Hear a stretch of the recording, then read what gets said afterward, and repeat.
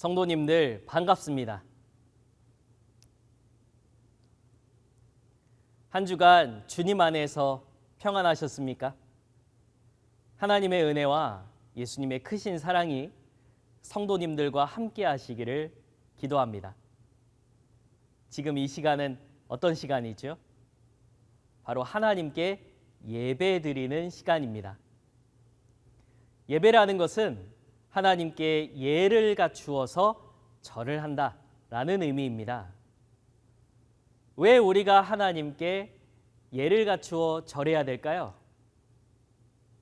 이는 하나님이 우리의 주권자가 되심을 깨닫고 하나님을 존경하며 감사하는 마음을 표현하는 것입니다. 이 시간 예배의 주인 되시는 하나님을 경배하고요. 그분의 말씀에 귀를 기울여서 거룩해지시는 시간 되시길 바라겠습니다. 여러분, 저번 예배 말씀 기억나십니까? 어떤 내용이었죠? 바로 아담의 범죄로 인해서 사람은 죄인이 되었고요. 그 죄를 지은 결과는 이 땅에 사망이 들어오게 되었던 것이었습니다. 이로 인해서 하나님과 사람은 헤어질 수밖에 없었던 것 기억나시죠? 하나님께서는 이를 해결하시고자 제사라는 방법을 우리 인류에게 알려주시게 되었는데요. 그러나 히브리서 10장에 가서 보니 짐승의 피로서는 죄를 사할 수 없었습니다. 그래서 하나님께서는 죄 없는 한 사람, 이 죄를 대신 지고 갈 사람을 보낼 것을 계획하시고 알려주시게 되었던 것입니다. 이분이 누구셨습니까? 우리의 구주 되시는 예수님이셨죠? 예수님께서는 죄인이셨습니까? 아니지 않았습니까? 죄인의 유전자가 아닌 성령의 씨로 잉태하셨기 때문에 의인이셨던 거 맞죠? 의인 되신 예수님의 희생으로 인해서 우리는 하나님께 나아갈 수 있는 담대함을 얻게 되었던 것이죠. 이렇게 예수님께서는 하나님의 뜻대로 이 땅에 오시게 되었던 겁니다. 우리 고린도전서 15장 1절에서 4절을 읽어볼까요? 형제들아, 내가 너희에게 전한 복음을 너희로 알게 하노니 이는 너희가 받은 것이요 또 그 가운데 선 것이라. 너희가 만일 나의 전한 그 말을 굳게 지키고 헛되이 믿지 아니하였으면 이로 말미암아 구원을 얻으리라. 내가 받은 것을 먼저 너희에게 전하였노니 이는 성경대로 그리스도께서 우리 죄를 위하여 죽으시고 장사 지낸 바 되었다가 성경대로 사흘 만에 다시 살아나사. 네, 잘 읽으셨습니다. 고린도전서 15장 1절에서 4절에 자주 등장하는 단어가 어떤 것이죠? 네, 맞습니다. 성경대로입니다. 예수님께서는 성경대로 우리의 죄를 대신하시기 위해 죽으셨죠. 하나님께서 우리의 죄를 대신하시려 이 땅에 예수님을 보낼 것을 구약 성경에 약속하셨던 거죠. 이사야서 55장 5절에 가서 보면 예수님께서 2000년 전에 우리의 허물과 우리의 죄악을 위해서 찔림과 징계를 받게 될 거라 예언하셨습니다.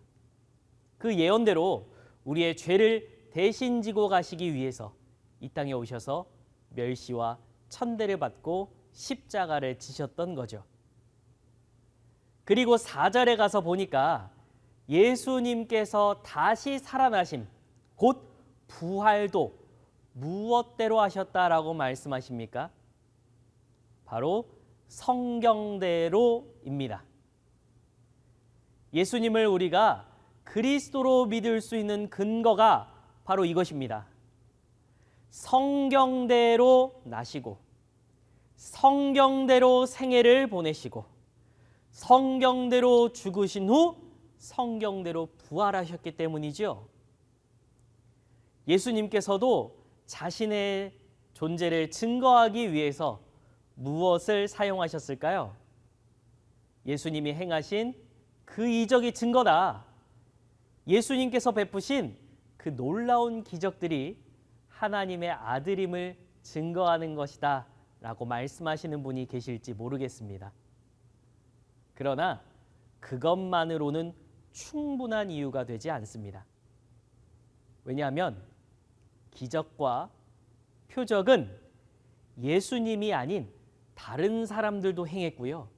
심지어 마귀도 행했기 때문입니다. 이는 모세가 이스라엘 백성들을 꺼내기 위해서 바로 왕을 만났을 때도 애굽의 박수들, 애굽의 술사들이 기적과 이적을 행했던 것을 보면 잘 알 수가 있죠. 예수님은 자신을 그리스도라 증거하실 때도 성경의 예언을 제자들에게 풀어주시면서 확인시켜 주셨는데요. 그 장면을 한번 볼까요? 누가복음 24장 44절에서 48절을 읽어보도록 하겠습니다. 또 이르시되 내가 너희와 함께 있을 때에 너희에게 말한 바 곧 모세의 율법과 선지자의 글과 시편의 나를 가리켜 기록된 모든 것이 이루어져야 하리라 한 말이 이것이라 하시고 이에 저희 마음을 열어 성경을 깨닫게 하시고 또 이르시되 이같이 그리스도가 고난을 받고 제3일에 죽은 자 가운데서 살아날 것과 또 그의 이름으로 죄사함을 얻게 하는 회개가 예루살렘으로부터 시작하여 모든 족속에게 전파될 것이 기록되었으니 너희는 이 모든 일의 증인이라. 네, 잘 읽으셨습니다. 화면에는 46절까지만 띄워져 있는데요. 48절까지 우리 같이 읽었죠? 예수님께서 말씀하시기를 예수님께서 고난을 받을 것도 예수님께서 다시 살아날 것도 죄사함과 회개가 있을 것이 다 어디에 기록되어 있다라고 말씀하셨습니까? 바로 모세의 율법, 선지자의 글, 시편에 기록되어 있다라고 말씀하시죠. 이 안에 예수님이 오실 것에 대해 기록되어 있고 그대로 이루어졌다라고 말씀하시는 겁니다. 결국 성경에 기록된 예언을 제자들에게 풀어주시고 이를 깨닫게 해주셨던 겁니다. 예수님께서 구약 성경에 하나님의 약속하신 대로 오셨다라는 것을요. 여러분, 건물이나 제품을 짓기 위해서 우리가 설계도를 만들지 않습니까? 그 설계도대로 건물을 지어가듯이 예언서는 바로 청사진, 설계도와 같은 것입니다. 하나님이 말씀을 하시고 계획한 것은 반드시 그대로 이루어지거든요. 하나님이 이루실 때 아무 말씀 없이 이루신다면 우리가 어떻게 그 말씀을 알아보고 그 말씀을 믿을 수 있겠습니까? 그러니 하나님께서는 약속을 이루어서 우리에게 알려주실 것이고 우리는 그것을 깨달아야 하고 믿어야 되겠죠? 그걸 위해서 우리에게 먼저 청사진과 같은 예언서를 주셨던 것입니다. 그래서 오늘 제목이 무엇이죠? 약속대로 오신 예수님이죠. 오늘 말씀의 주제와 같이 예수님께서 구약의 약속대로 오셨는지 확인해 보려고 합니다. 예수님에 대한 예언은 구약 성경에 너무나도 많아서 이 시간에 다 할 수 없을 것입니다. 그래서 중요한 몇 가지만 뽑아서 볼 건데요. 이 시간 약속대로 오신 예수님을 깨달아가는 시간 가졌으면 좋겠습니다. 먼저 예수님의 탄생부터 볼 건데요. 신약 성경의 맨 처음을 장식하는 마태복음 1장 읽어보신 적 있으시죠? 이곳만 보면 바로 2장으로 넘어가시는 분들이 계십니다. 예수님의 족보가 있기 때문인데요. 누가 누굴 낳고 누가 누굴 낳고 누가 누굴 낳고 이 내용을 생각 없이 보면 단순한 이름의 나열로 생각하기 쉽습니다. 그런데 왜 하나님의 아들 예수님을 설명하는데 족보부터 시작해야 될까요? 우리 족보를 다 읽진 않고요. 마태복음 1장 1절에서 6절 그리고 성구를 뛰어넘어서 마태복음 1장 16절에서 17절까지를 읽어보도록 하겠습니다. 아브람과 다윗의 자손 예수 그리스도의 세계라. 아브라함이 이삭을 낳고 이삭은 야곱을 낳고 야곱은 유다와 그의 형제를 낳고 유다는 다말에게서 베레스와 세레를 낳고 베레스는 헤스론을 낳고 헤스론은 람을 낳고 람은 아미나답을 낳고 아미나답은 나손을 낳고 나손은 살몬을 낳고 살몬은 라합에게서 보아스를 낳고 보아스는 루색에서 오벳을 낳고 오벳은 이새를 낳고 이새는 다윗 왕을 낳으니라. 다윗은 우리아의 아내에게서 솔로몬을 낳고 야곱은 마리아의 남편 요셉을 낳았으니 마리아에게서 그리스도라 칭하는 예수가 나시니라. 그런즉 모든 대수가 아브라함부터 다윗까지 14대요 다윗부터 바벨론으로 이거할 때까지 14대요 바벨론으로 이거한 후부터 그리스도까지 14대로라. 네, 잘 읽으셨습니다. 마태복음 1장 1절에서 6절 그리고 16절에서 17절입니다. 예수님의 육적인 족보가 나오는데요. 예수님은 육적으로 보자면 누구의 후손이십니까? 네, 여기 1절을 가서 보니까 아브라함과 다윗의 자손이라고 말씀하시죠.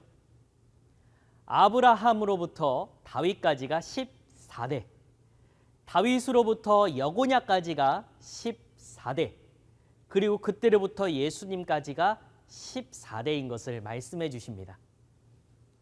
그런데 왜 예수님이 아브라함, 다윗의 자손임이 중요할까요?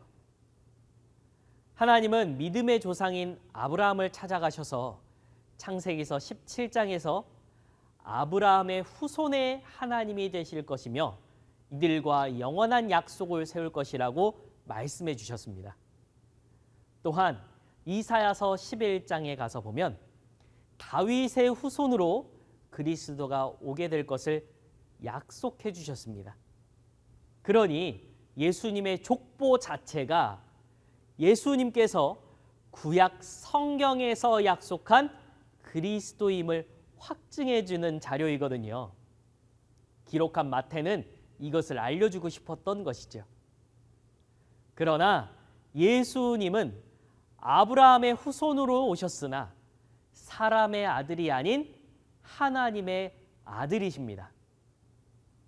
이는 그 씨가 죄인의 유전자로 난 것이 아닌 동정녀의 몸에서 성령으로 잉태되셔서 죄가 없으시기 때문인 거죠. 육적인 족보도 성경대로 오셨고 영적인 족보도 성경대로 오셨던 겁니다. 여러분, 예수님은 여자로 태어나셨을까요? 남자로 태어나셨을까요? 너무 제가 뻔한 질문을 드렸나요? 남자셨죠.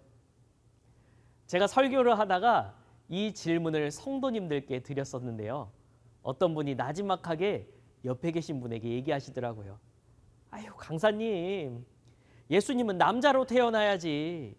여자로 태어나셨으면 십자가에 달리셨을 때 발가벗으면 남사스럽잖아. 이렇게 얘기하시더라고요. 하나님은 그런 이유에서 예수님을 남자로 태어나게 하셨던 걸까요? 이는 이사야 7장 14절 예언서에서도 예수님께서 아들로 태어날 것이 약속되어 있었기 때문입니다. 우리 이사야서 7장 14절을 가서 볼까요? 그러므로 주께서 친히 징조로 너희에게 주실 것이라. 보라, 처녀가 잉태하여 아들을 낳을 것이요 그 이름을 임마누엘이라 하리라. 네, 잘 읽으셨습니다. 이사야서는 예수님 오시기 전에 700년 전 예언서입니다. 이곳에 가서 보니까 처녀가 잉태하여 아들을 낳을 거다라고 말씀하셨죠? 이렇게 약속이 되어 있었기 때문에 예수님께서는 아들로 태어나게 되셨던 겁니다. 이렇게 말씀하신 예언이 이루어지는 장면을 한번 볼까요? 마태복음 1장 18절에서 21절입니다. 예수 그리스도의 나심은 이러하니라. 그 모친 마리아가 요셉과 정혼하고 동거하기 전에 성령으로 잉태된 것이 나타났더니 그 남편 요셉은 의로운 사람이라 저를 드러내지 아니하고 가만히 끊고자 하여 이 일을 생각할 때에 주의 사자가 현몽하여 가로되 다윗의 자손 요셉아 내 아내 마리아 데려오기를 무서워 말라. 저에게 잉태된 자는 성령으로 된 것이라. 아들을 낳으리니 이름을 예수라 하라. 이는 그가 자기 백성을 저희 죄에서 구원할 자이심이라 하니라. 네, 잘 읽으셨습니다. 예수님께서 탄생하실 때 사건인데요. 예수님의 아버지는 요셉, 어머니는 마리아입니다. 이 두 분이 동거하기도 전에 마리아의 배가 불러왔던 것입니다. 요셉이 옆에서 보니까 이건 살찐 게 아닙니다. 아예 새 생명이 잉태됐다라는 것을 알 수가 있겠죠. 이때 여러분들이 요셉이었다면 어땠을 것 같으십니까? 결혼도 동거도 하기 전인데 나의 아내 될 사람이 배가 부르는 그 장면을 볼 때요. 이때 크게 오해했다면 나를 두고 바람을 피웠다라고 생각하여 보복을 할 수도 있었겠죠. 그 당시 이렇게 버림을 받게 되면 여자들은 결혼하기가 힘들어서 사회적으로도 매장을 당하는 사람이 많았었습니다. 그러나 요셉은 의로운 사람이기에 조용히 끊고자 했었습니다. 이때 주의 사자가 와서 마리아가 성령으로 잉태되었고 약속대로 오셨다라는 것을 알려주시게 됩니다. 예수님의 탄생도 성경대로 오셨다라는 것을 알 수가 있겠죠. 시간이 흘러서 마리아의 배가 만삭일 때의 사건입니다. 마침 로마에서 각 이스라엘 사람들을 호적을 등록하라고 명을 내리게 됩니다. 이 명령을 듣고 요셉은 자신의 호적을 등록하기 위해서 베들레헴으로 이동하게 되는데요. 만삭의 아내를 이끌고 그곳으로 같이 향하게 됩니다. 이곳에서 해산할 날이 차서 마리아는 아이를 낳게 되었습니다. 이렇게 예수님은 베들레헴이라는 동네에서 태어나시게 되었는데요. 예수님께서 태어나실 곳, 장소도 성경에 예언이 되어 있었습니다. 우리 미가서 5장 2절을 찾아볼까요? 베들레헴 에브라다야 너는 유다 족속 중에 작을지라도 이스라엘을 다스릴 자가 내게서 내게로 나올 것이라. 그의 근본은 상고에 태초에니라. 네, 잘 읽으셨습니다. 미가서 5장 2절에 가서 보니까 베들레헴 에브라다야 너는 유다 족속 중에 작을지라도 이스라엘을 다스릴 자가 내게서 내게로 나올 것이다 라고 말씀하셨죠. 이 작은 동네에서 이스라엘을 다스릴 자, 곧 왕이 태어날 것이 예언되어 있었습니다. 예수님께서는 이 예언대로 이 동네에서 태어나셨던 것이죠. 그러나 쉴 틈도 없이 예수님의 가족은 이 유대 땅에서 떠나셔야 됐습니다. 예수님이 탄생하실 때 동방박사들이 별을 보면서 유대의 왕이 태어나신 것을 알고 찾아오게 됩니다. 그때 당시에 분봉왕이었던 헤롯을 찾아가서요. 유대에 새롭게 태어난 왕을 경배하고자 왔다라고 말하게 됩니다. 여러분이 헤롯이었다라면 어떤 생각을 하시겠습니까? 아니 내가 왕인데 새로운 왕이 태어난다라고 하니 이 왕을 없애야겠다라고 생각을 했겠죠.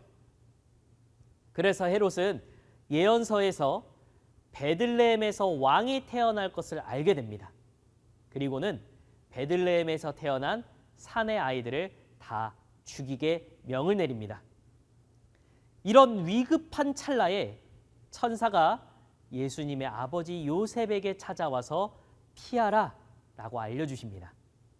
이를 듣고 예수님의 가족들은 애굽으로 피난을 가게 되는데요. 이런 일도 성경에 어떻게 되어 있을지 이제 감이 잡히시죠? 네, 맞습니다. 예언이 되어 있었습니다. 우리 호세아서 11장 1절 한번 읽어볼까요? 이스라엘의 어렸을 때에 내가 사랑하여 내 아들을 애굽에서 불러내었거늘. 네, 호세아서 11장 1절에 가서 보니 하나님께서 사랑하는 아들을 애굽에서 불러내셨다라고 말씀하시죠. 하나님의 아들은 이렇게 애굽에 간 적이 있을 것을 약속하셨기 때문에 이런 일들이 벌어지게 되었던 것입니다. 그리고 예수님께서 유년 시절을 보내시고 30세쯤 되시던 때에 하나님 나라의 복음을 전파하시기 시작하셨는데요. 그러나 그 천국에 대해서 밝히 증거하진 않으시고 이를 비밀로, 비유로 말씀하시게 되었습니다. 이를 마태복음 13장 34절에서 35절의 말씀을 읽어보도록 하겠습니다. 예수께서 이 모든 것을 무리에게 비유로 말씀하시고 비유가 아니면 아무것도 말씀하지 아니하셨으니 이는 선지자로 말씀하신 바 내가 입을 열어 비유로 말하고 창세부터 감추인 것들을 드러내리라 함을 이루려 하심이니라. 네, 잘 읽으셨습니다. 예수님께서 무리에게 비유로 말씀하셨다라고 하셨죠? 예수님께서는 왜 하나님의 말씀을 비유로 말씀하셨을까요? 이 답이 여기에 있죠. 이곳에 보니 선지자가 예수님이 비유로 말씀하실 것을 미리 말씀하셨다라는 겁니다. 이 또한 예언이 되어 있었기 때문인 것 아니겠습니까? 시편 78편 2절에 가서 보니 아삽 선지자가 말씀하시길 옛 비밀한 내용을 무엇으로 말할 거다라고 말씀하셨죠? 바로 비유입니다. 이렇게 예언이 되어 있었기 때문에 예수님께서는 천국에 대해서 비밀로 말씀하실 때 비유로 말씀하실 것도 약속이 되어 있었던 것입니다. 이것뿐만이 아닙니다. 하루는 예수님이 예루살렘 성에 입성하시게 됩니다. 이때 사람들의 눈을 의식한다면 멋진 말을 타고 가야 되지 않겠습니까? 그런데 예수님께서는 나귀 새끼를 타고 입성하시게 됩니다. 아니, 나귀도 아닌 나귀 새끼를 타게 됩니다. 겉으로 보자면 이 모습이 멋있었겠습니까? 볼품이 없었겠죠? 예수님은 왜 그렇게 하셨을까요? 사람들에게 동정표를 얻고자 그렇게 하셨던 걸까요? 그런 것이 아닙니다. 우리 스가랴서 9장 9절의 말씀을 읽어보도록 하겠습니다. 시온에 따라 크게 기뻐할지어다. 예루살렘에 따라 즐거이 부를지어다. 보라, 내 왕이 내게 임하나니 그는 공의로우며 구원을 베풀며 겸손하여서 나귀를 타나니 나귀의 작은 것 곧 나귀 새끼니라. 네, 잘 읽으셨습니다. 스가랴서 9장 9절을 가서 보니 예루살렘에 왕이 오시게 될 거라고 약속하셨죠. 그리고 그 왕은 나귀 새끼를 탈 것이 약속이 되어 있습니다. 이렇기 때문에 예수님께서 나귀 새끼를 타셨던 것이죠. 오늘은 여기까지만 볼 겁니다. 예수님에 대한 예언은 정말 셀 수도 없이 많습니다. 탄생으로부터 시작해서 죽음과 부활에 이르기까지 그 예수님에 대한 예언, 그 내용이 비밀처럼 숨겨져 있었습니다. 여러분, 우리가 왜 성경 예언의 말씀을 알아야 될까요? 만일 구약 성경에 하나님께서 약속을 주시지 않았더라면 그 말씀대로 오신 예수님을 우리가 어떻게 보고 믿을 수 있었겠습니까? 몇천 년 전에 기록된 예언이 그대로 하나도 빠짐없이 이루어졌다면 그게 신의 역사가 아니라고 어떻게 말할 수 있을까요? 부인할 수가 없을 것입니다. 이 예언이 있다라는 것, 실상이 있다라는 것, 그것이 바로 우리가 믿는 신을 믿을 수 있는 근거가 되는 것입니다. 여러분, 어떤 돼지가 나와서 꿈에서 얘기를 해주는데요. 여러분들이 꿈을 꿀 때 그 돼지가 숫자를 얘기해 주는 겁니다. 근데 그 숫자가 하나가 아니라 여러 개를 얘기해 주고 간 겁니다. 그럼 여러분 이게 무슨 숫자일 것 같으십니까? 감이 오시죠? 그래서 로또 복권을 샀는데요. 그 숫자대로 정말 쓰고 나니까 1등이 당첨된 겁니다. 행복한 나날이 흘러서 어느 날 예전에 그 꿈에서 숫자를 알려줬던 돼지가 다시 나타나게 됐습니다. 근데 이번에는 조용히 얘기해 주는 겁니다.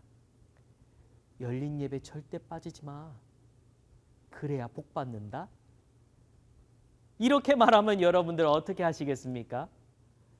열린 예배 정말 목숨을 걸고 참석하겠죠?